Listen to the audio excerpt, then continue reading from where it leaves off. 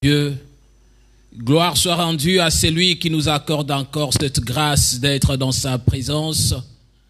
Et surtout, gloire soit rendue à celui qui permet, toi et moi, nous puissions être là.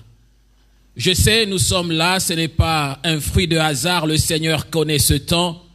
Le Seigneur connaît ce moment. Le Seigneur sait pourquoi tu es là. Aux bien-aimés qui sont connectés en ligne, aux bien-aimés qui sont connectés sur Zoom, sur Skype, sur Facebook, nous rendons gloire à notre Seigneur parce que vous êtes là. Il a disposé de ce temps. Vous pouviez être au lit en train de dormir. Vous pouviez être occupé avec autre chose. Bien que le temps que nous traversons, mes bien-aimés, lorsqu'on est en train de planifier encore, de faire le lockdown total, c'est-à-dire il y a les discussions qui sont en cours entre le gouvernement et le médecin et le chargé de la situation de la pandémie. Et pour le médecin, il faut qu'on aille au niveau 5, level 5, là où il y a le lockdown total. Mais pour le gouvernement, c'est une discussion. Ils ont eu de grandes discussions ce week-end, mais ils ont reporté cela pour le lundi. Peut-être le lundi, on peut encore entrer dans le blocus total. Et c'est là des questions se posent. Parce que la discussion du week-end était que est-ce qu'on peut aller jusqu'au temps de Noël, de bonne année, de la fin de l'année, ou bien on ne sait pas quand on va entrer encore dans le lockdown total, on ne sait pas quand on va en sortir. Ils ont donné l'exemple de ce qu'il y a eu au mois de mars. Ils sont entrés, c'était facile de déclarer le lockdown total, mais il était difficile d'en sortir. Et pour en sortir, il a fallu y aller étape par étape, afin que l'on observe les signes et tout ce qui est en train de faire, afin que la maladie puisse être au moins atténuée. Mais la maladie puisse être atténuée. Ceux qui parlent de vaccin, certains disent que c'est impossible d'avoir le vaccin d'ici la fin de l'année. Pour les autres, c'est difficile d'avoir le vaccin avant le premier trimestre de l'année qui commence. Donc, par-ci, par-là, nous sommes basculés par les recherches scientifiques, par des pensées qui sont sociales, par des situations économiques qui font des préoccupations majeures de gouvernement, certainement, et nous, les gens qui sont gouvernés. Nous nous posons des questions aussi, que lorsque nous allons entrer dans le lockdown total, qu'adviendra-t-il? Comment nous allons nous en sortir? Qu'est-ce que cela va nous donner? Comment la situation sera? Mais bien aimés, toutes ces choses sont des préoccupations du temps actuel. On ne peut pas s'en passer. On ne peut pas s'en passer parce que nous regardons par moments. En Afrique, le pays africain se réjouit un peu. Il y a des pays là où la pandémie n'a pas tellement secoué et les autres sont secoués. En Europe, aux États-Unis, et je regardais une information hier soir, là où on fait voir qu'aux États-Unis, d'ici la fin de l'année, le nombre de décès peut encore se multiplier que le nombre de ceux qui sont déjà morts.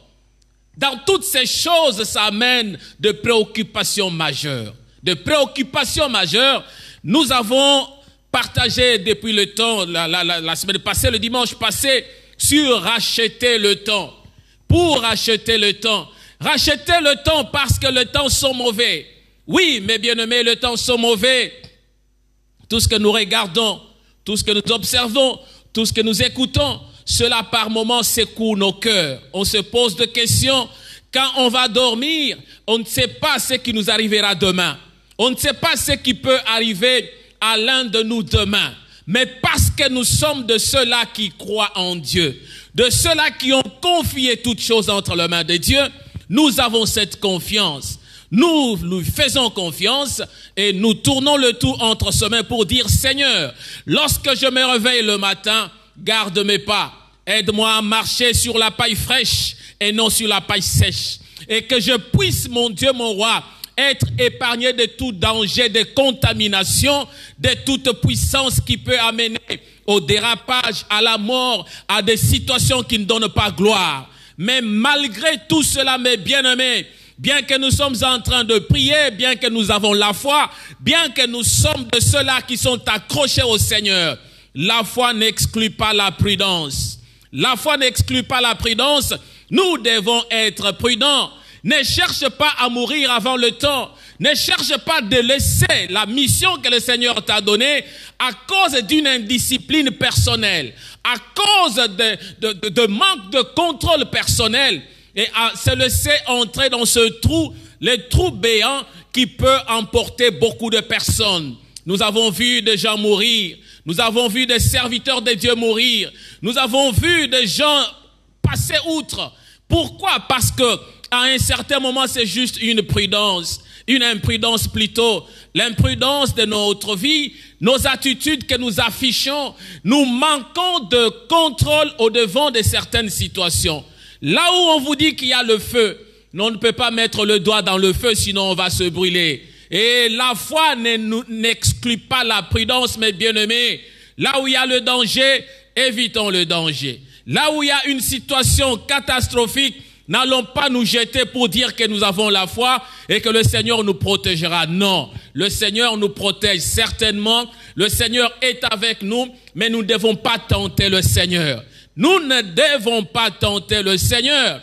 Le Seigneur parle aux enfants d'Israël que vous ne pouvez pas me tenter. Pourquoi? Parce qu'il a trouvé à un certain moment, c'était comme des choses qui ne donnaient pas gloire au Seigneur. Pensant que parce que nous avons Dieu, nous avons le droit de faire quoi que ce soit, nous pouvons tomber, nous allons nous relever, Dieu va nous pardonner. Non, Dieu n'a pas besoin de ça. Rachetez le temps parce que les jours sont mauvais. Oui, le sujet de la fois passée. Parce que nous rachetons le temps et que les jours sont mauvais, la plus grande aussi chose que nous devons comprendre, tenir en compte, c'est d'apprendre à saisir le temps de Dieu. Aujourd'hui, nous voulons parler sur l'apprendre à saisir le temps de Dieu. Comment nous pouvons apprendre à saisir le temps de Dieu? La fois passée, en parlant de ce temps, de racheter le temps, nous avons parlé de deux choses, deux éléments importants. Les deux éléments, c'était l'élément qui est métaphysique et l'élément qui est physique. L'élément qui est métaphysique, c'est l'élément qu'on appelle le temps chrono. Le temps que nous avons déjà calculé. Nous nous sommes réveillés le matin. Nous avions un programme de venir à l'église. Nous avions un programme de nous connecter à l'église. Nous avions le temps préparé. Nous connaissons là où nous sommes partis, ou jusque là où nous sommes. Et nous savons ce que nous préparons pour demain. Le calendrier est déjà fixé, sachant que cette année se termine avec autant de jours. Nous savons que la semaine a 7 jours. Ce temps, c'est un temps chronométré. Le temps qui est linéaire. Le temps qui est paramétré. Tout est calculé, tout est fait, tout on le sait. Le temps, il y a l'année, il y a le mois, il y a des semaines, il y a des heures, il y a des minutes, il y a des secondes, il y a des tierces. Tout ça c'est connu, c'est le temps qui est linéaire déjà connu. Mais derrière le temps qui est linéaire, nous avons aussi le temps qui est métaphysique. Que nous avons dit, c'est le temps durant lequel nous devons nous approcher du Seigneur. Nous devons savoir comment activer quelque chose. Nous devons savoir comment entrer dans la présence du Seigneur. Savoir que quand je viens, je suis à l'église, je suis en train d'écouter la prédication, je suis en train de prier, mais à un certain moment, il faut activer quelque chose. L'activation de la foi, l'activation de la communication avec le Seigneur. Lorsqu'on est connecté avec le Seigneur, lorsqu'on est en bonne communication avec le Seigneur, et ça, nous permettons que le surnaturel puisse se manifester. Ainsi, nous continuons toujours dans ce même ordre, dans cet ordre d'idées, pour dire maintenant que nous devons apprendre à saisir le temps de Dieu. Apprendre à saisir le temps de Dieu, c'est juste dans ce temps qui est surnaturel, dans ce temps qui est métaphysique, dans ce temps qui est le kairos, le temps qui est ponctuel, à un certain moment, il s'active et si tu ne l'as pas saisi, tu le laisses échapper, il ne revient pas tel que nous l'avons dit. Nous sommes dans Matthieu le chapitre 14. Matthieu le chapitre 14, la Bible nous parle à partir du verset 22 et nous allons nous limiter au verset 31. J'aimerais que nous puissions saisir cette pensée, saisir et comprendre ce que le Seigneur veut nous dire encore aujourd'hui sur la manière d'apprendre à saisir son temps. Il y a toujours le temps de Dieu. Nous avons passé beaucoup de temps à côté de Dieu. Nous avons passé beaucoup de temps hors de temps de Dieu. Nous avons passé beaucoup de temps en contemplant les autres et non en contemplant Dieu. Nous avons passé beaucoup de temps en étant des accompagnateurs des autres. Ne sois pas un accompagnateur, mais sache saisir le ballon au bon bond. Lorsque le ballon bondit, et là, toi, tu peux le saisir. Et si tu ne sais pas saisir le ballon au bon bond, alors je pense que il sera très difficile. Matthieu le chapitre 14, le verset 22, la Bible me dit, aussitôt après, il obligea des disciples à monter dans la barque et à passer avant lui de l'autre côté, pendant qu'il renverrait la foule. Quand il lui envoyait, il monta sur la montagne pour prier à l'écart. Et comme le soir était venu, il était seul. La barque déjà au milieu de la mer était battue par des flots, car le vent était contraire. À la 4e veille de la nuit, Jésus alla vers eux, marchant sur la mer. Quand les disciples le virent marcher sur la mer, ils furent troublés et dirent, c'est un fantôme. Et dans leur frayeur, ils poussèrent des cris. Jésus leur dit aussitôt, rassurez-vous, c'est moi, n'ayez pas peur. Vous, n'ayez pas peur, certainement. Pierre lui répondit, Seigneur, si c'est toi, ordonne que j'aille vers toi sur les eaux. Et il dit, viens. Pierre sortit de la barque et marcha sur les eaux pour aller vers Jésus. Mais voyant que le vent était fort, il eut peur. Et comme il commençait à enfoncer, il s'écria, Seigneur, sauve-moi. Aussitôt, Jésus étendit la main, le saisit et lui dit, homme de peu de foi, pourquoi as-tu douté? Tendre Père, je te bénis. Je te rends gloire parce que tu es merveilleux, tu es glorieux, tu es puissant, tu es le seul éternel qui nous accorde la grâce d'être dans ta présence.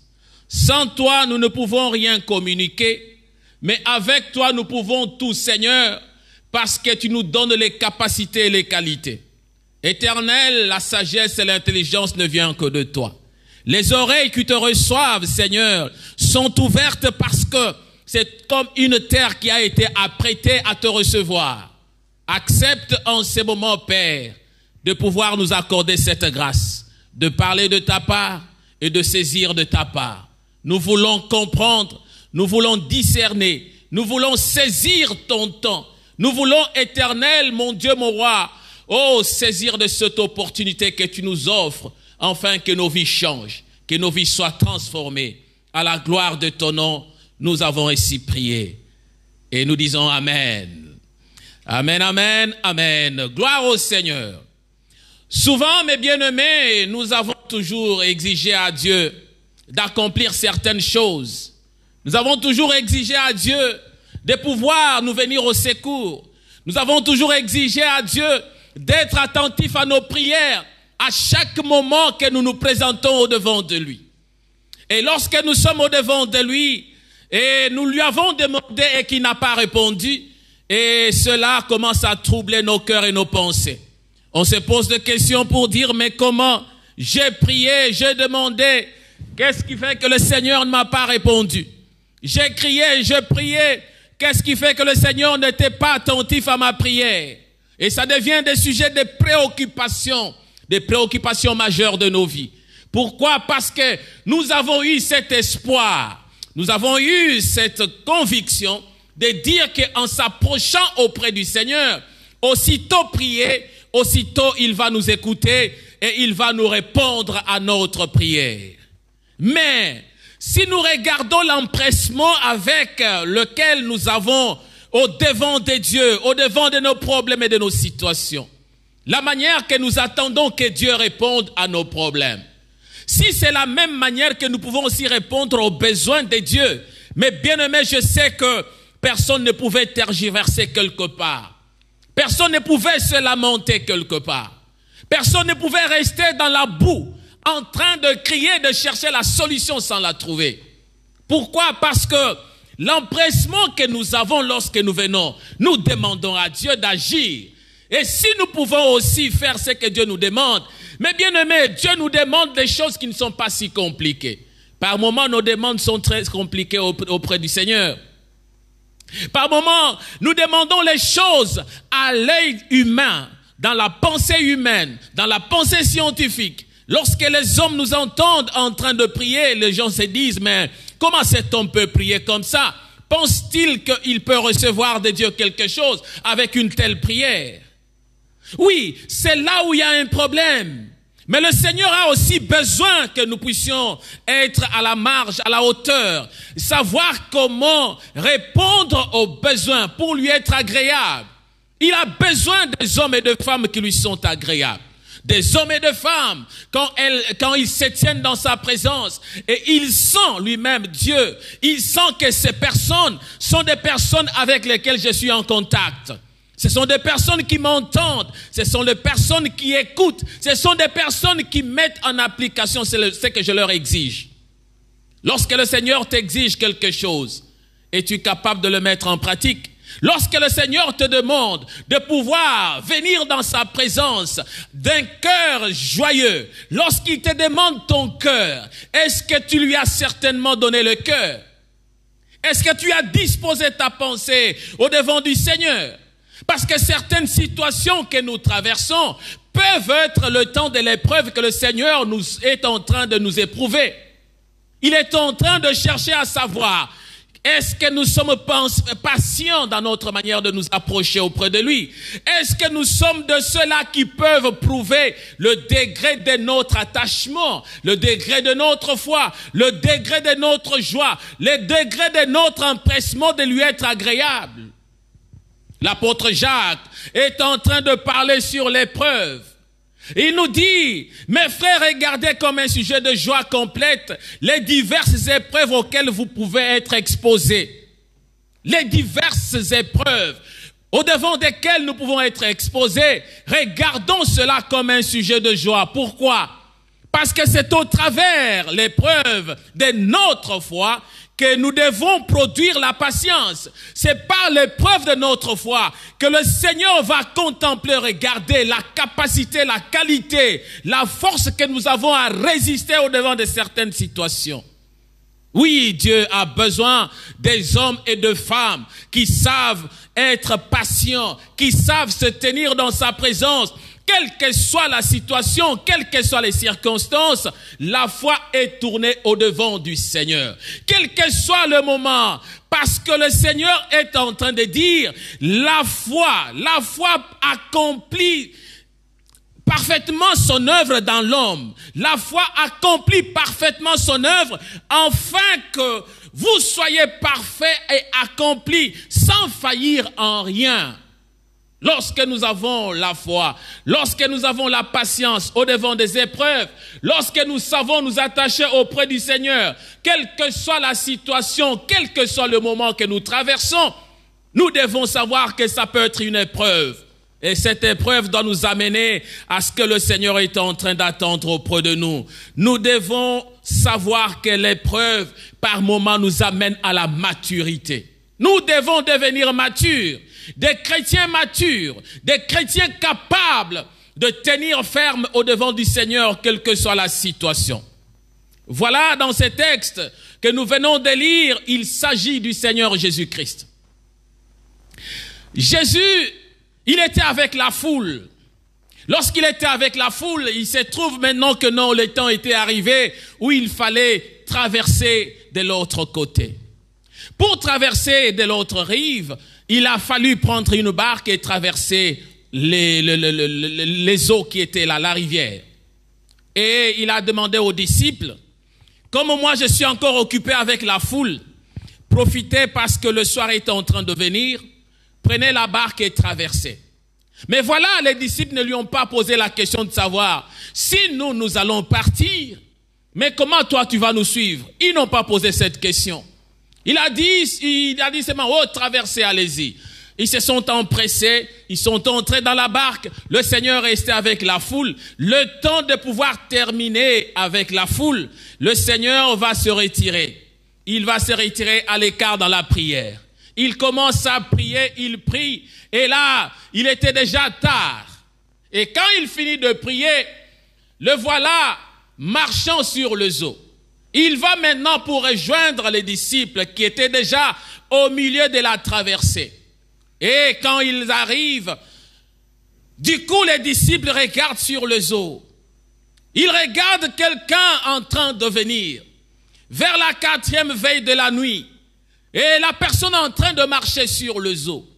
Et ils commencent à s'écrier. Ils étaient dans la frayeur. Les disciples, ils se sont dit, mais qu'est-ce qui est en train de se passer sur les eaux? Ils ont pensé directement qu'il s'agissait certainement de fantômes.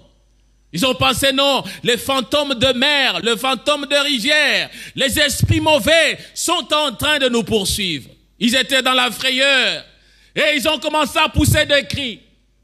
Ils ont crié. Imaginons-nous, des vieux papas là, il est en train de crier. Tous avaient peur. La peur, par moment, n'a pas de choix. À un certain moment, quel que soit le degré de la personne, lorsqu'on peut te braquer une arme, tu auras peur. Lorsque tu peux être devant d'une situation donnée, tu auras peur. Parce que nous sommes des êtres humains. Il y a, dans notre sang, il y a quelque chose de peur. Il y a un sentiment de peur qui est là. Mais le Seigneur a besoin que dans notre sentiment de peur, que nous puissions nous en passer. Savoir comment tenir, savoir comment nous comporter, savoir comment agir et réagir au-devant d'une situation pareille. Et Jésus, aussitôt il s'approche, il va leur assurer. Il s'approche, il va leur parler. Et nous connaissons l'histoire avec Pierre. Ici, nous voulons parler de choses importantes. Les choses importantes qui ont trait à apprendre à saisir le temps de Dieu. Comment nous pouvons apprendre à saisir le temps de Dieu? À partir du verset 26, si je ne m'abuse, là, j'ai pu déceler quelque chose d'important qui nous apprend à saisir les occasions. La première des choses, c'est la mise à l'épreuve. La mise à l'épreuve, lorsque le Seigneur arrive sur les eaux, la Bible nous dit que tous étaient troublés. Tous étaient dans la peur. Ils étaient en train de trembler. Ils poussaient des cris.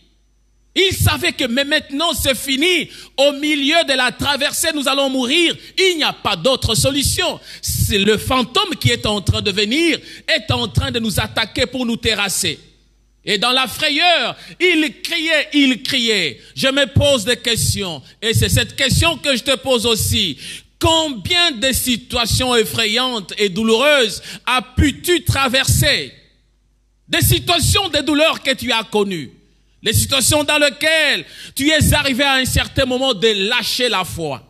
Et de commencer à crier, de dire, mais là c'est fini. Tu regardes peut-être une maladie, une situation difficile qui t'arrive. Tu te dis, mais Seigneur, là le médecin a dit que je vais mourir demain. Et c'est fini, il n'y a plus d'espoir. Tu regardes comme un fantôme qui vient au-devant de toi. Tu regardes des situations, les sorciers de ta famille. Les sorciers sont en train de te menacer. Tu as les informations. On te dit que non, on veut à ta tête. On te dit que non, ils sont en train de te poursuivre. On te dit qu'ils veulent te terrasser. Ils se sont ligués comme Jérémie est en train de dire. Que même les gens de ma maison se sont ligués ensemble. Ils se sont mis ensemble. Ils se sont dit, nous devons déraciner l'arbre. Combien de gens Et combien de fois as-tu eu des situations pareilles? Tu as eu des informations. On t'a dit que la personne qui est à côté de toi, ton épouse, ton époux, ton ami, ton enfant, cette personne est sorcière. Cette personne est en train de créer l'épouvante, la crainte. Elle est en train de tuer. Et tu entends peut-être cette personne témoigner qu'elle a tué. Combien de fois tu as entendu ça? La mise à l'épreuve. Mais si réellement tu es quelqu'un de foi, si réellement tu es quelqu'un qui sait tourner le regard au devant du Seigneur, si tu es quelqu'un qui sait chercher la face du Seigneur, et je pense que tout ce que tu pourras faire, c'est crier seulement auprès du Seigneur. Parce qu'on ne nous donne pas les détails de cris que les disciples étaient en train de crier. Peut-être ils criaient, Seigneur, nous sommes morts. Seigneur, nous sommes en train de périr. Seigneur, où es-tu? Seigneur, viens nous secourir. Et je suppose que c'était la tendance des cris qu'ils étaient en train de crier auprès du Seigneur. Ils ont crié. Et dans ta situation qui est difficile, mon frère, ma sœur, dans la situation qui est si compliquée, dans la situation qui complique toute ta vie, tous tes enfants, peut-être tu t'es vu comme une brebis qu'on amène à la boucherie, tu es sûr, tu en es sûr.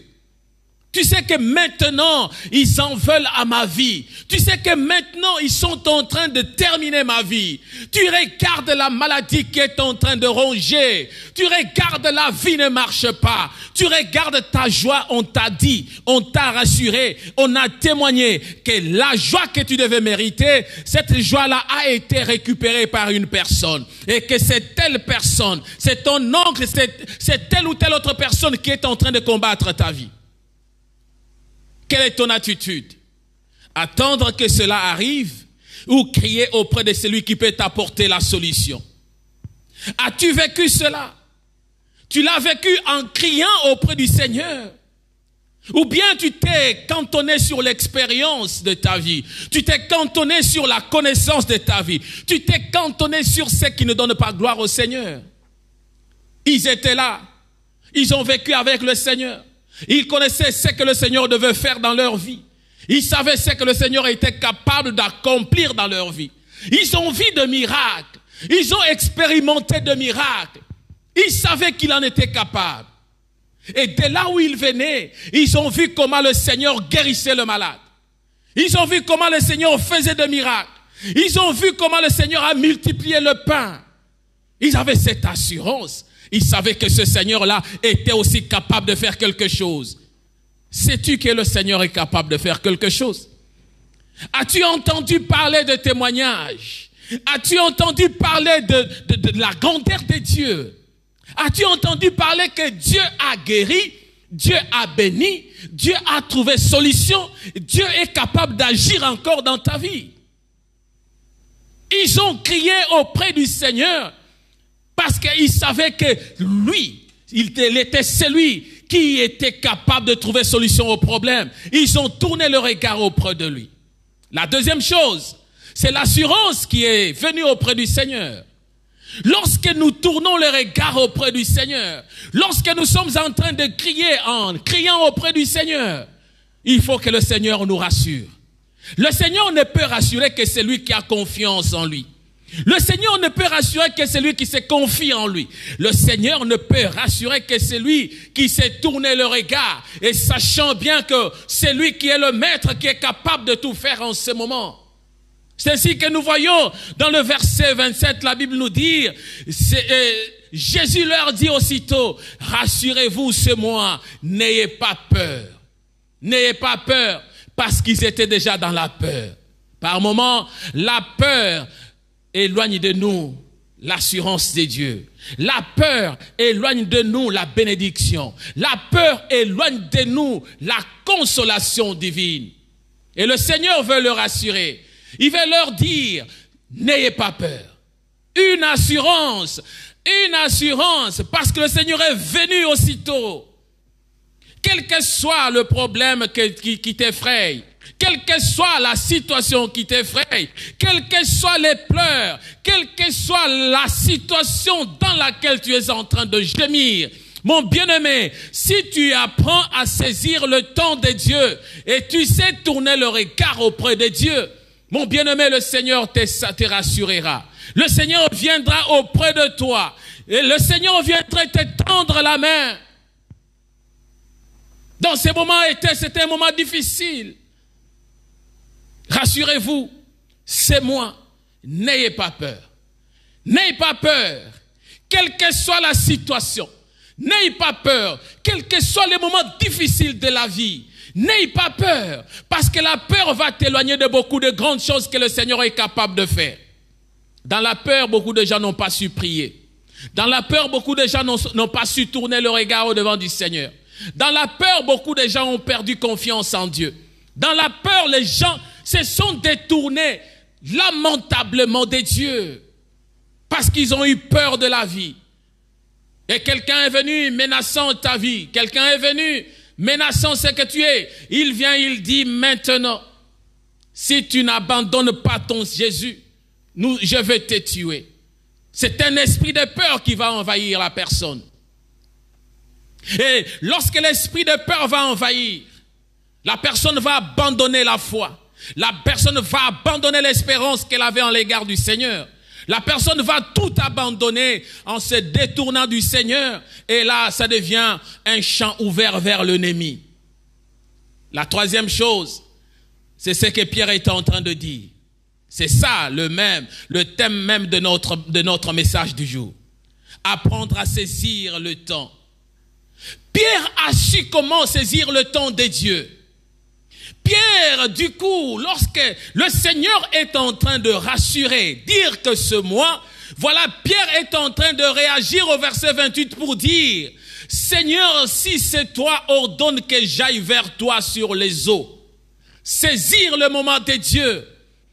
Une fois que tu as senti en toi une assurance de Dieu, une fois que tu as senti en toi une confiance à l'égard de Dieu, même pendant le temps de prière, même à la maison, même au moment où tu es en train de marcher, lorsque tu sens en toi une certaine confiance naître en toi, c'est le temps de Dieu.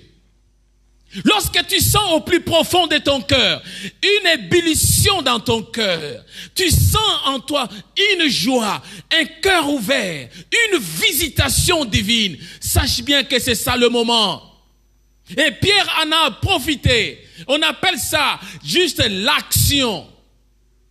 La troisième chose, c'est l'action que l'on pose lorsque nous avons l'assurance de ce que Dieu est capable de faire dans notre vie. Lorsque nous avons la confiance, lorsque nous avons l'assurance, nous devons poser l'action. Parce que s'il n'y a pas l'action, il n'y aura pas de solution. Et cette action que pose Pierre, il est très important, mes bien-aimés, pour savoir saisir ces occasions. Ce sont des occasions qui viennent, mais c'est aussi les occasions qui sont par moments rares. Parce que tu peux passer une semaine sans pour autant saisir une occasion pareille, sans pour autant sentir une occasion pareille.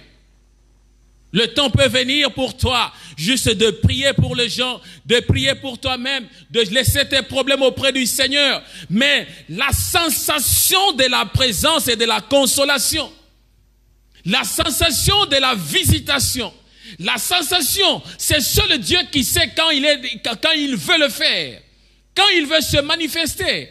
Il peut certainement se manifester au devant de ta vie, même 10 fois, 20 fois pendant la journée. Mais si toi tu ne sais pas saisir, ça devient un problème. Tu fais lâcher, tu fais passer l'occasion que le Seigneur t'a offert. Il offre des occasions, il donne des occasions. Et ce sont des occasions que je disais, savoir saisir le ballon au bon bond. Lorsque le ballon bondit, tu sais saisir cette occasion. Parce que si tu ne sais pas saisir le ballon, tu laisses échapper le ballon et sache bien que le ballon est perdu. Pierre saisit, il saisit au bon moment avant de marcher sur les eaux. Pierre a saisi le moment. Il veut d'abord se rassurer de la parole. Il dit, Seigneur, si c'est toi, ordonne que je vienne où tu es.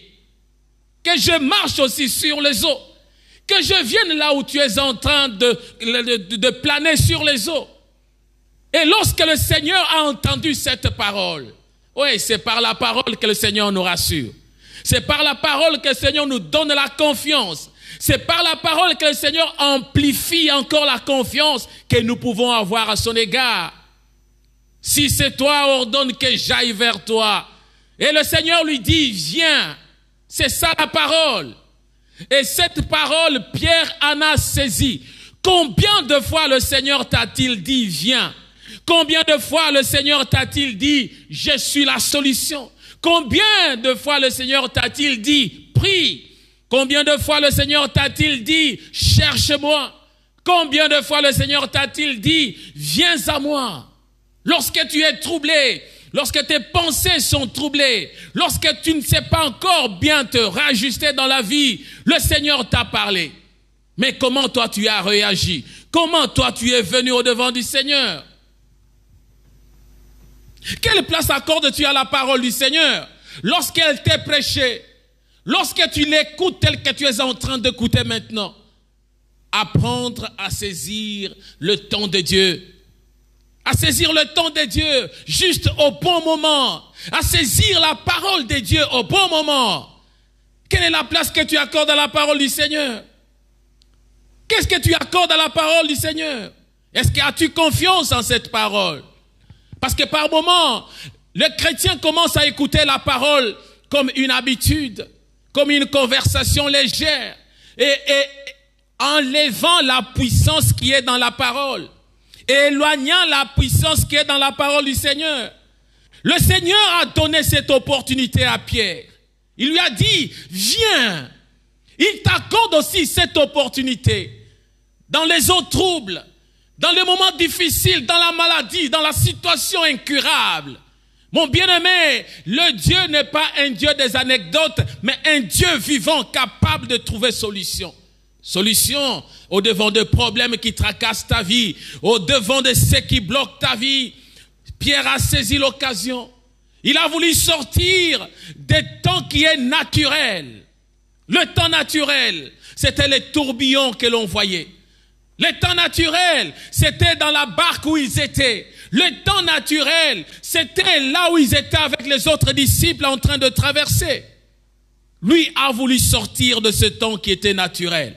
Parce qu'il a vu le Seigneur, il a eu confiance au Seigneur, il a fait confiance au Seigneur. Et il a dit, maintenant c'est l'occasion de sortir de ce qui est naturel et d'aller vers le surnaturel. Marcher sur les eaux, c'est le surnaturel. Écouter la parole de Dieu, c'est le surnaturel. Saisir l'opportunité spirituelle que Dieu nous offre, c'est du surnaturel. On peut se poser la question, pourquoi seulement Pierre? Or, ils étaient dans la barque, tous les disciples étaient là. Mais pourquoi seulement Pierre a-t-il saisi cette occasion? Mon bien-aimé, nous pouvons être au nombre que nous sommes, en train d'écouter ce message, en train d'écouter le Seigneur parler. Le nombre que nous sommes là. Lorsque cette parole est prêchée, tout le monde l'écoute, mais tout le monde ne l'interprète pas dans la même manière. Tout le monde écoute ce message.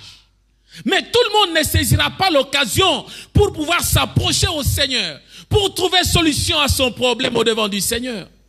Les autres vont en faire une habitude, parce que nous connaissons le pasteur, nous le connaissons, nous savons comment il prêche. Les autres saisiront dire, mais cette parole est intéressante. Je veux saisir cette parole. Je veux saisir ce message. Même si tu as déjà entendu, même si tu as déjà écouté, mais lorsque le Seigneur parle, la répétition, c'est pour permettre à ceux qui n'ont pas saisi l'occasion de pouvoir en profiter. Le Seigneur a besoin et il est en train de te tendre la main. Il dit, viens, ne sois pas la personne qui reste comme les autres disciples, mais j'aimerais que tu sois comme Pierre, qui sait réagir au moment opportun, qui sait saisir l'opportunité, l'occasion qui lui est accordée, qui sait s'approcher du Seigneur, qui connaît le temps, le Seigneur qui connaît, qui est le maître de temps et des circonstances. Et au moment où je suis en train de parler, le Seigneur est en train de parler aussi à une personne, comme il parlait aussi à Pierre, comme Pierre avait saisi. Il est en train de te parler que tu puisses sortir de l'ordinaire, que tu puisses sortir de ta maladie habituelle, que tu puisses sortir de ton comportement habituel. Même si tu avais peur, tu as peur de la maladie, tu as peur de la situation, tu as peur de ce qui n'arrive pas. Tu as peur de tout ce que tu as attendu, de l'espoir, de l'espérance que tu as au Seigneur. Et mais tout cela, tu as peur. Tu te dis, est-ce que ça s'accomplira, ça se fera ou ça ne se fera plus? Mais dans cette peur, dans cet amalgame de peur et de crainte, dans ces situations qui envahissent nos cœurs et nos pensées, dans tout ce qui trouble nos cœurs et nos pensées, c'est là que le Seigneur est en train de dire, viens. Viens ma sœur, viens mon frère, viens auprès du Seigneur, viens et saisis l'occasion comme Pierre, viens. Dans les bateaux, ils étaient tous dans le temps naturel. Ils étaient tous dans le temps qui est physique. Ils étaient tous dans le chrono. Ils savaient qu'ils devaient quitter d'une rive à l'autre. Ils savaient qu'ils devaient en train de naviguer avec la barque. Ça c'est le normal. Ça c'est le naturel. Mais dans le naturel surgit le surnaturel. Dans l'habitude sort ce qui est inhabituel. Si tu as l'habitude de venir à l'église, oui, c'est une habitude. Mais de cette habitude-là, il faut que de l'habitude sorte l'inhabituel, le surnaturel, le métaphysique, le kairos de Dieu. Le temps de Dieu, là où on saisit, on sait s'approcher auprès de lui. Dieu attend toujours que tu saisisses l'opportunité qu'il t'offre. Dieu attend toujours que tu t'approches de plus en plus de lui. Dieu attend toujours que tu comprennes qu'il est là. Il est en train de te donner son temps. Parce que si tu es en train de veiller dans le temps, et Dieu saura comment se manifester aussi dans le temps. C'est-à-dire, si tu es en train de veiller dans le temps où tu es au-devant du Seigneur, mais à un certain moment, le Seigneur viendra te visiter. Il viendra agir. Il viendra te donner l'opportunité pour que tu puisses activer, que tu puisses poser une action. Quelle est l'action que tu poses depuis que tu es dans le Seigneur? Oui, prier c'est bien. On peut prier. Nos prières peuvent être hors le temps de Dieu. Je prie, oui, Dieu est en train de m'écouter, oui. Mais le temps où Dieu veut agir, peut-être ce n'est pas le temps que toi tu as prié. Or, à ce temps-là, lui attendait que tu pries. Il attendait que tu répondes. Il attendait que tu poses une action. Mais toi, tu es resté dans la distraction. Le temps de Dieu. Apprendre à saisir le temps de Dieu. Saisis le temps de Dieu. C'est le temps de miracle. C'est le temps qui déclenche toutes choses dans ta vie. Matthieu, le chapitre 24, le verset 42 nous dit ceci. Dans Matthieu 24, 42, la Bible est en train de nous parler. La Bible nous dit, veillez donc puisque vous ne savez pas quel jour votre Seigneur viendra. Il nous demande de veiller, de continuer à veiller, de continuer à être dans sa présence. Mais le jour qu'il viendra, toi tu ne connais pas. L'heure qu'il viendra, tu ne connais pas. La minute, la seconde qu'il viendra te dire, maintenant je t'ai écouté, maintenant je t'exauce, maintenant je te console, maintenant je te bénis. Tu ne connais pas encore cette heure-là. C'est là que le Seigneur est en train de demander. Il est en train de te dire, viens seulement, viens. Saisis l'occasion. Tu ne connais pas l'heure, tu ne connais pas la minute, mais le Seigneur connaît, mais il te tend la main.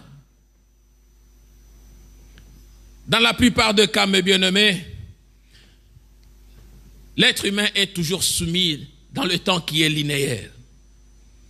Non, moi, je suis pasteur, j'ai toujours été à l'église. Oui, c'est bien. Moi, je suis serviteur, je viens toujours à l'église, c'est bien. Oh, moi, je suis enfant de Dieu, je viens toujours à l'église, c'est bien. C'est le temps linéaire. C'est le temps qui est le chrono dans lequel tout est programmé, tout est vraiment, nous connaissons le début et la fin. Nous connaissons que nous naissons et nous allons mourir. Nous connaissons cela. Nous avons de l'expérience de la vie. Nous avons des qualifications de la vie. Nous sommes allés dans les écoles pour apprendre. Nous avons appris tout cela, c'est dans le temps qui est normal, dans le temps qui est naturel. Mais le temps surnaturel, le temps auquel Dieu a besoin que nous puissions saisir, c'est le temps qui console, c'est le temps qui transforme, c'est le temps qui fait déclencher une guérison miraculeuse, le temps que notre Dieu produit les miracles, le prodige. C'est le temps qu'il faut saisir, mes bien-aimés.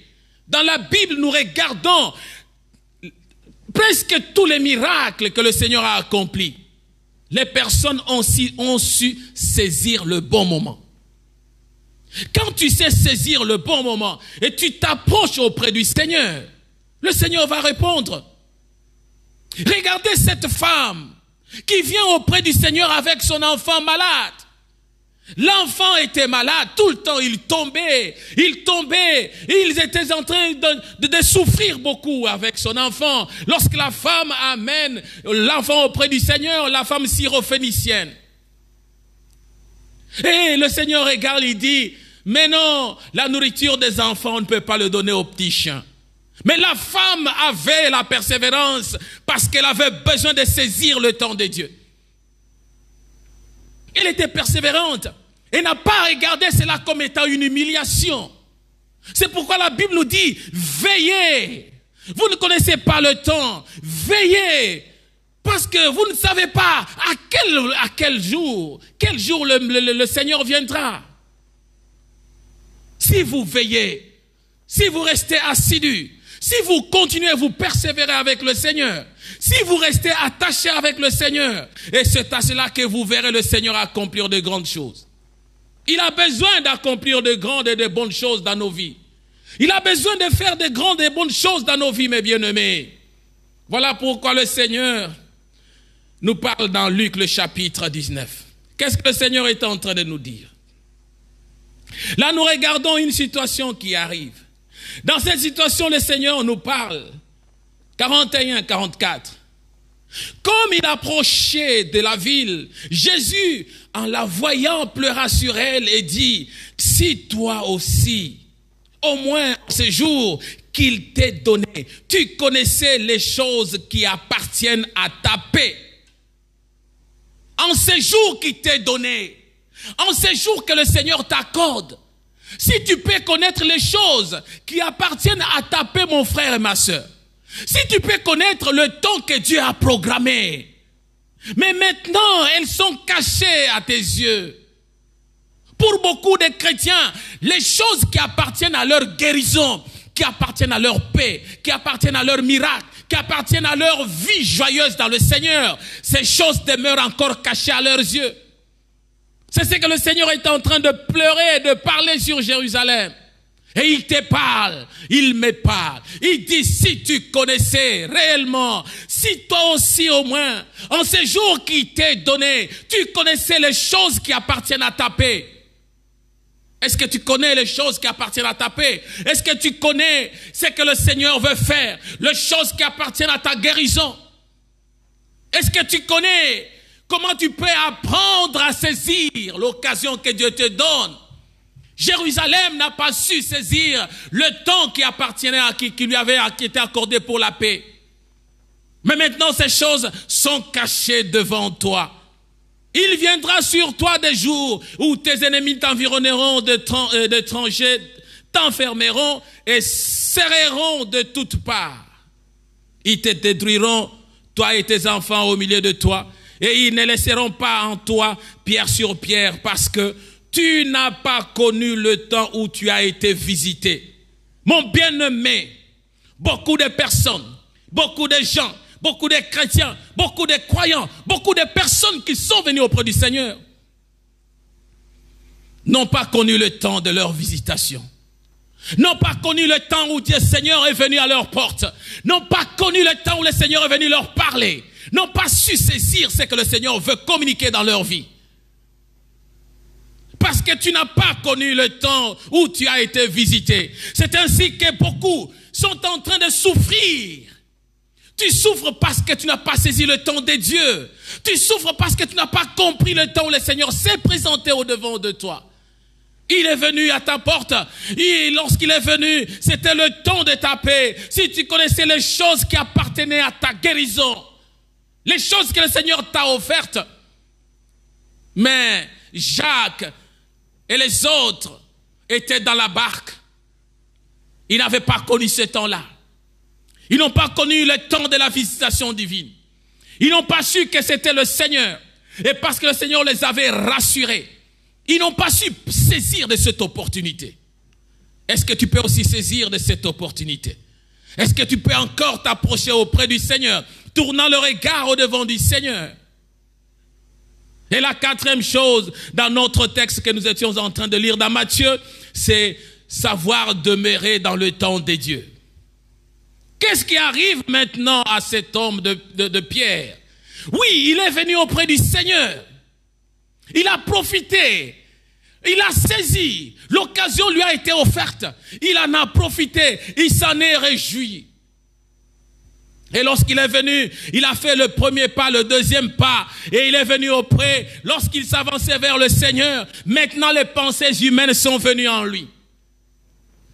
Le verset 30. Mais voyons, 29 nous dit, et il dit, viens, Pierre sortit de la barque et marcha sur les eaux pour aller vers Jésus. Mais voyant que le vent était fort, il eut peur.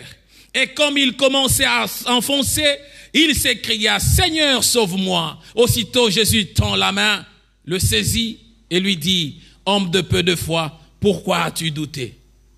C'est ça le problème. Dieu peut te bénir aujourd'hui. Beaucoup de gens ont été bénis par le Seigneur. Beaucoup de gens, Dieu leur a tendu la main. Les personnes ont saisi le temps de venir auprès du Seigneur. Tu es venu auprès de lui. Tu as marché le premier pas, le deuxième, le troisième pas. La tempête qui est venue, les bruits qui sont venus, ça peut être tu as trouvé que Dieu t'a béni. Maintenant le bruit c'est l'enfolement. Tu t'es enfolé avec les choses du monde. Tu as écouté les choses qui ne donnent pas gloire au Seigneur. Et tu as commencé à t'enfoncer. Tu as commencé à sombrer. Tu as commencé à t'éloigner des principes de Dieu. Tu peux être de ceux-là qui sont venus auprès du Seigneur. Tu peux être de ceux-là qui ont voulu saisir la main et qui ont tenu la main du Seigneur. Mais jusqu'à quand es-tu demeuré dans la présence du Seigneur?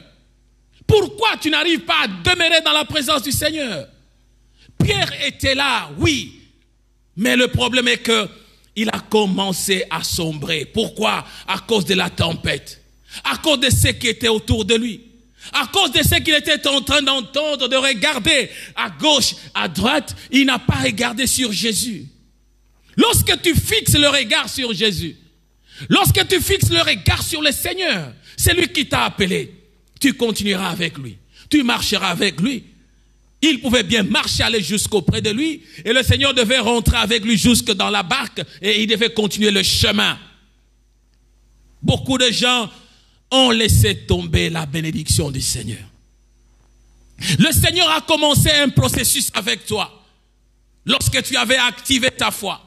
Le Seigneur a commencé à faire quelque chose avec toi, mais à un certain moment, tu n'es pas arrivé à demeurer dans le temps de Dieu. Tu n'es pas arrivé à continuer à être avec lui. Tu n'as pas continué à lui faire confiance. Tu as commencé à regarder à gauche, à droite, mais tu as enlevé le regard sur le Seigneur. Lorsqu'on écarte, on éloigne le regard du devant du Seigneur. Et de là, mes bien-aimés, je te dis que là, c'est fini. Tu es en train de perdre.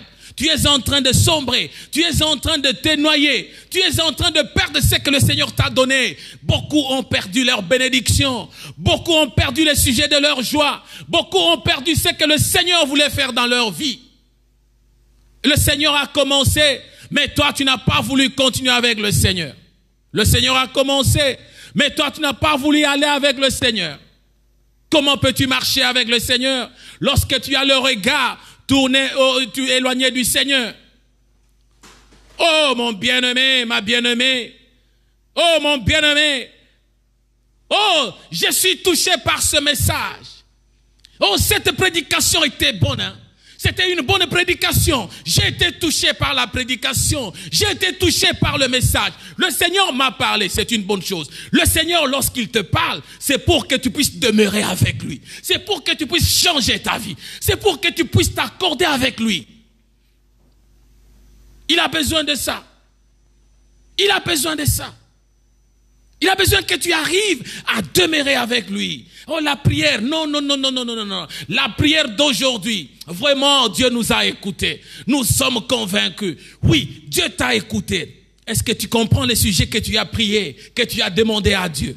Mais après la prière, qu'est-ce que tu deviens encore? Chrétien le matin, méprisant à midi. Le matin, tu as prié, tu as la foi, tu as activé ta foi. À midi, tu es méprisant. À midi, tu es insultant. Tu commences à insulter même ceux qui t'ont prêché la parole. Tu commences à insulter tes frères et tes sœurs dans le Seigneur. Et le soir, tu deviens païen. Donc, dans une journée, tu as 3 facettes. Comment tu ne sais pas demeurer avec le Seigneur? Comment tu ne sais pas continuer avec le Seigneur? Comment tu ne peux pas marcher toujours avec le Seigneur? Le temps de Dieu, mes bien-aimés, nous permet de prendre conscience de nos capacités spirituelles. Le temps de Dieu. Lorsque nous les saisissons, le Seigneur saisit nos capacités spirituelles. Parce que nous devons être focus dans lui. Nous devons être donc le regard tourné en lui. Nous devons tourner le regard au devant du Seigneur. Non pas tourner de gauche à droite.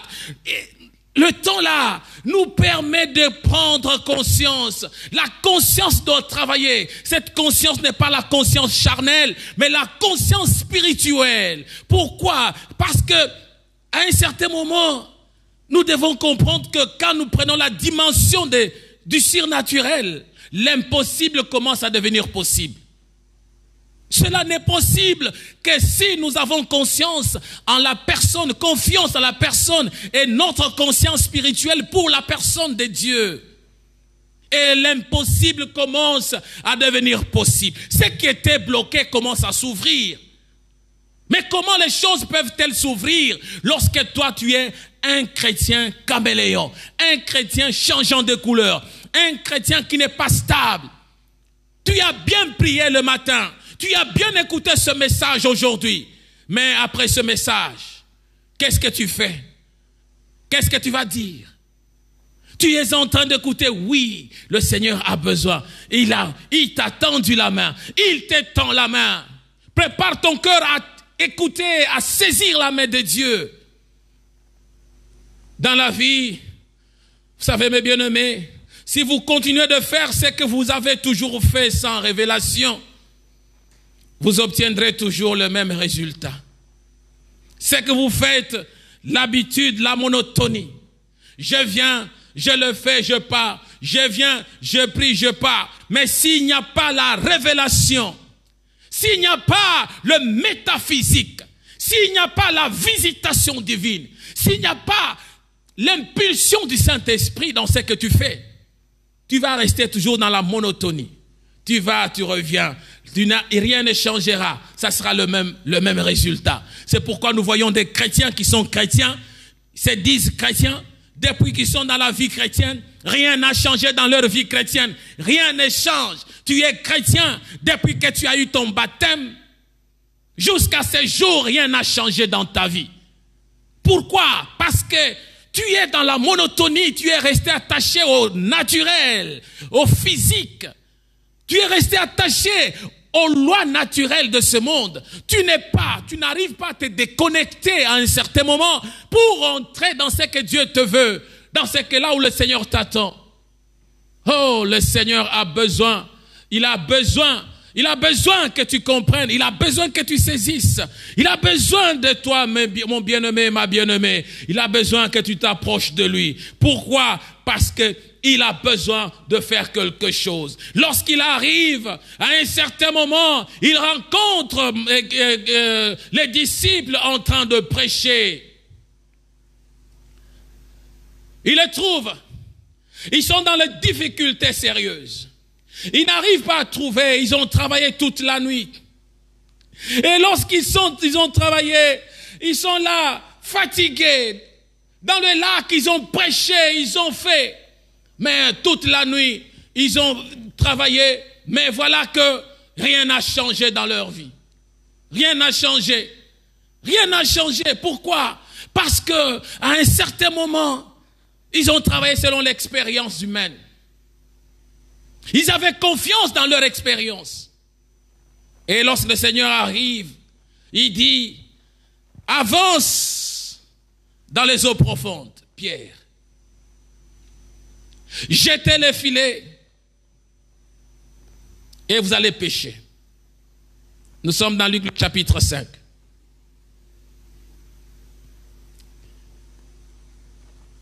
Et là, nous regardons ce que le Seigneur est en train de dire. Lorsqu'il a dit à Pierre, et ce qui est curieux dans ce texte, c'est lorsque je le lis, le Seigneur parle au singulier et au pluriel au même moment. Dans le verset 4, chapitre 5 de Luc, il dit, lorsqu'il eut cessé de parler, il dit à Simon, avance en pleine eau. Ça, il s'adresse à Simon. Toi, Simon, qui est le maître de la barque que j'utilise, avance dans les eaux profondes, en pleine eau. Et maintenant, la deuxième partie, il dit, et jetez vos filets pour pêcher. C'est-à-dire que l'action de Simon pouvait impacter sur tous ceux qui travaillaient avec lui. Toi, Simon, avance. Mais Simon ne pouvait pas avancer seul. Il devait avancer avec ceux avec qui il était. Ils ont pêché toute la nuit, déçus, en train de réparer le filet. Le Seigneur leur dit, il dit d'abord à Simon, avance. Il dit maintenant, jetez vos filets. Simon lui répondit, maître, nous avons travaillé toute la nuit sans rien prendre. Mais sur ta parole, je jetterai le filet.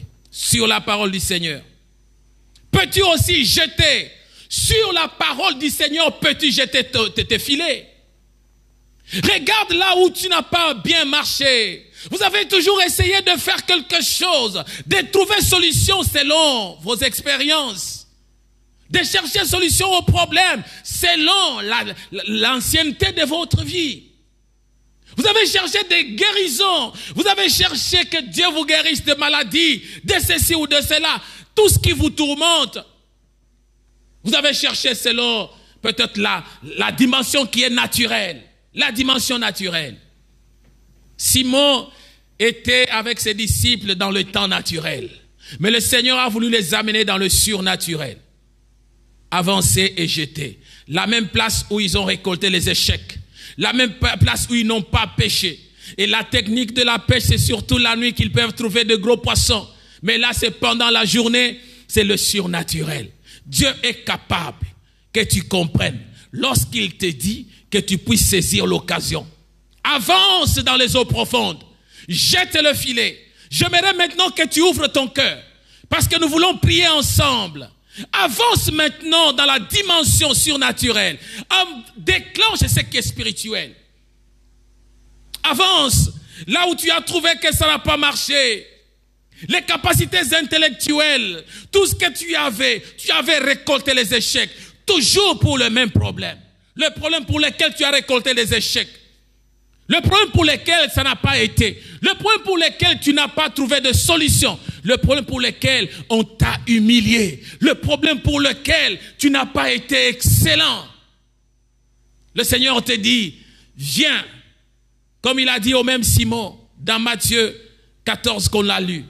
Et au même Simon, il lui dit encore, avance dans les eaux profondes, là où tu avais récolté l'échec. Je te dis, va. Et Simon, curieusement, il répond d'une manière spirituelle. C'est un homme qui a reçu une révélation exceptionnelle de la part de Dieu. Lorsqu'on pose la question, qui dites-vous que je suis? Et c'est toujours le Simon là qui répond encore. Le Seigneur lui dit non, ce n'est pas l'esprit de l'homme qui t'a révélé ces choses, c'est l'esprit de Dieu. Entre dans la dimension de la révélation, entre dans la dimension de la connexion avec le Seigneur. Entre là où l'impossible peut devenir possible. Apprends à saisir le temps de Dieu. Apprends à saisir les occasions que Dieu te donne. Apprends à saisir les opportunités que le Seigneur t'offre.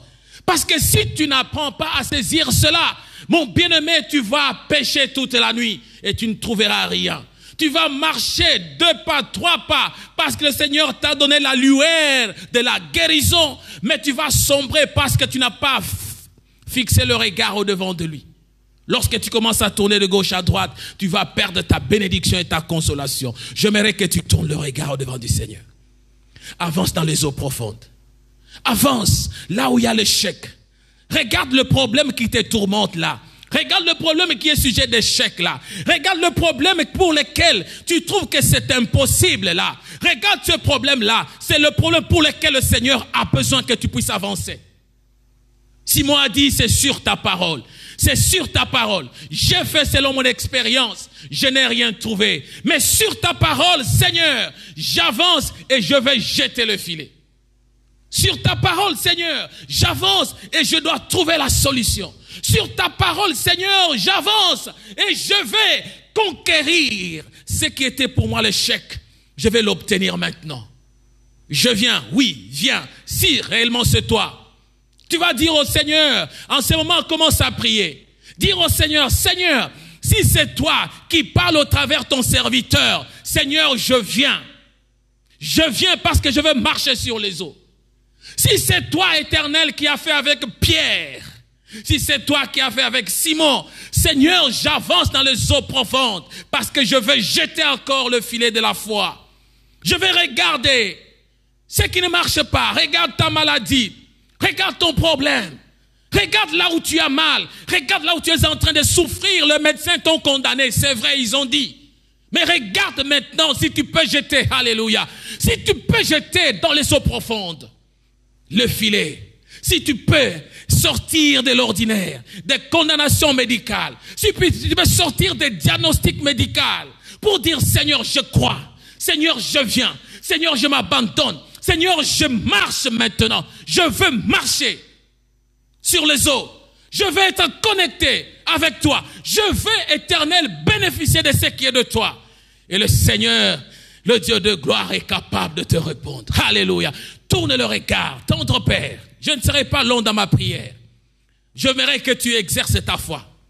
Le Seigneur veut te communiquer quelque chose. Le Seigneur veut faire quelque chose. Le Seigneur veut que tu puisses acter. Nous avons dit, la première des choses, c'était une mise à l'épreuve. Ils ont vu comme un fantôme. Ils ont eu peur. Ils ont eu peur. Mais tous ont eu peur. Mais lorsque le Seigneur sort, il commence, il dit, n'ayez pas peur. Il vient leur rassurer. Lorsqu'il leur amène l'assurance, maintenant il y a l'action. Simon dit, si c'est toi, ordonne que je vienne là où tu es. Et la 4e chose, c'est savoir demeurer dans la bénédiction du Seigneur. Savoir demeurer dans le temps du Seigneur. Dans la présence du Seigneur. Lorsque le Seigneur t'accorde quelque chose, ne regarde pas à gauche, à droite, mais focalise-toi sur le Seigneur. Et tu verras que le Seigneur sera dans la joie, il marchera toujours avec toi. Le Dieu de gloire, le Dieu de prophète, le Dieu de miracles, le Dieu de bonté, le Dieu de consolation. Toi le véritable, le seul auprès de qui j'ai le regard tourné.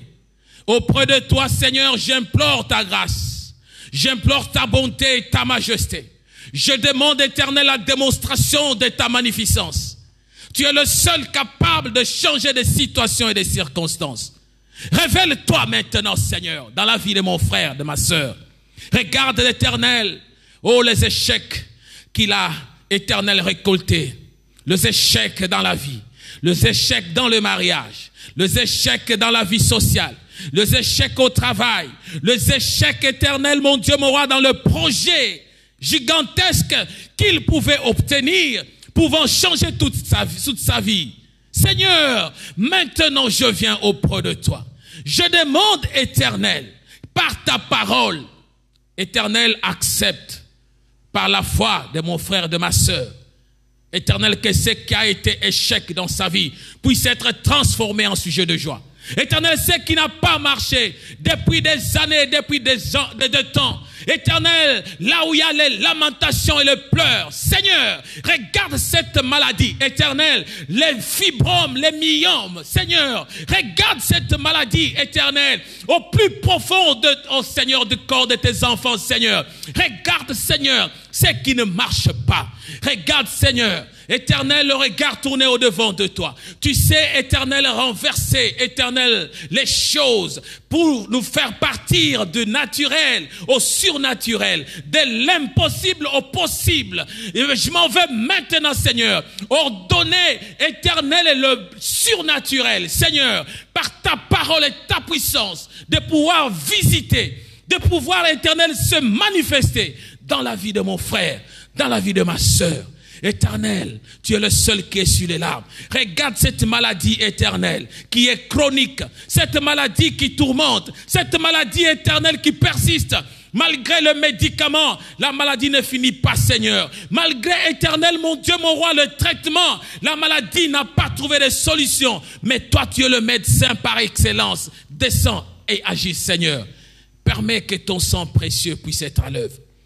Regarde ce problème. Seigneur, jusqu'à quand tes enfants viennent dans ton temps? Tes enfants sont en train de veiller, éternel, parce qu'ils savent bien que toi, tu vas venir. Ne sachant pas quand est-ce que tu peux visiter. Mais maintenant, Seigneur, je sais que tu es celui qui parle. Permets que chacun puisse, éternel, saisir ce temps. Que nous puissions partir du temps linéaire, des jours, des années, des mois, que nous puissions, éternel, aller dans le surnaturel.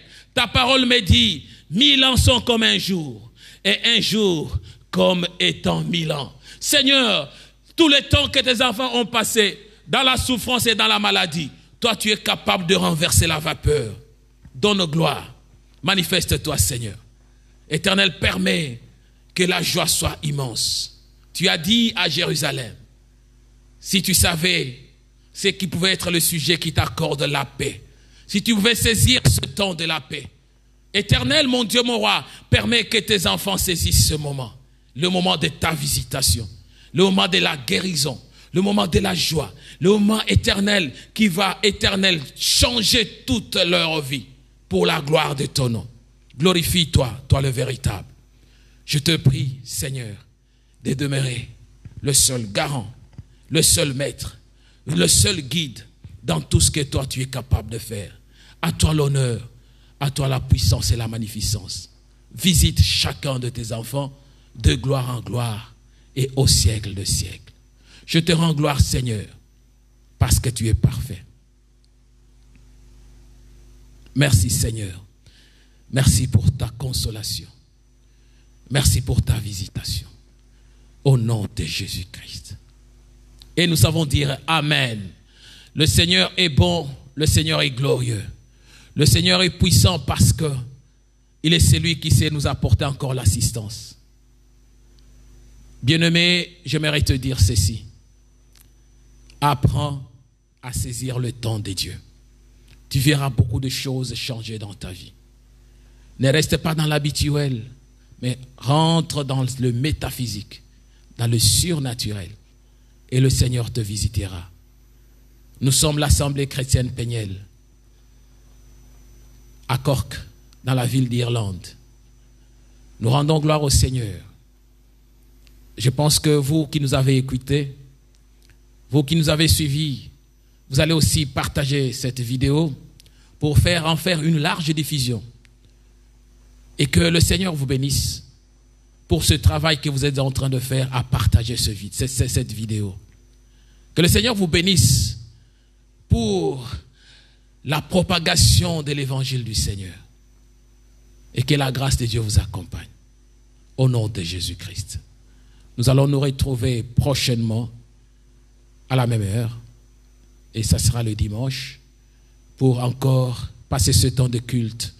Le culte au-devant de notre Seigneur Jésus-Christ. Et le rendre gloire. Au nom de Jésus-Christ. Amen, amen, amen. Et bon dimanche. Bye.